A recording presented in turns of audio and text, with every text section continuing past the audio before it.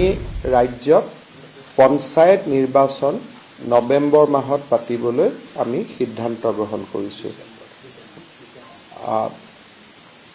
আমাৰ পঞ্চায়ত নিৰ্বাচন হোৱাৰ প্ৰাক মুহূৰ্তত প্ৰত্যেকটো পঞ্চায়ত আৰু জিলা পৰিষদ যাতে দুটা বিধানসভাত নাথাকে।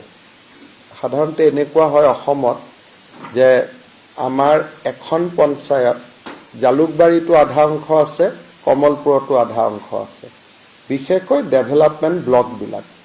সেইকাৰণে তাৰ আগতে আমি অসমত আটাইবোৰ ডেভেলপমেণ্ট ব্লক নতুনকৈ পুনৰ নিৰ্ধাৰণ কৰিম আৰু সমষ্টিসমূহৰ পঞ্চায়ত, জিলা পৰিষদ আৰু আঞ্চলিক পঞ্চায়তসমূহৰ সীমাৰ পুনৰ নিৰ্ধাৰণ হ'ব।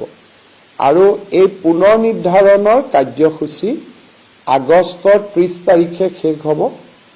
3 মাহ ক্লেইমছ অবজেকশ্যন 3 মাহ থাকিব আৰু আগষ্টৰ শেষত শেষ হোৱাৰ লগে লগে ছেপ্টেম্বৰ মাহত ভোটাৰ তালিকা আৰু অক্টোবৰৰ শেষ সপ্তাহত ইলেকশ্যন নটিফিকেশ্যন আৰু নৱেম্বৰৰ শেষ সপ্তাহ কৰবাত যদি ইলেকশ্যন কমিশ্যনে 1-2 দিন ডিচেম্বৰলৈকে যাব। আমি এই সময়ছোৱাৰ ভিতৰতে ৰাজ্যত পঞ্চায়ত নিৰ্বাচন অনুষ্ঠিত কৰাৰ বাবে আমি সিদ্ধান্ত গ্ৰহণ কৰিছোঁ।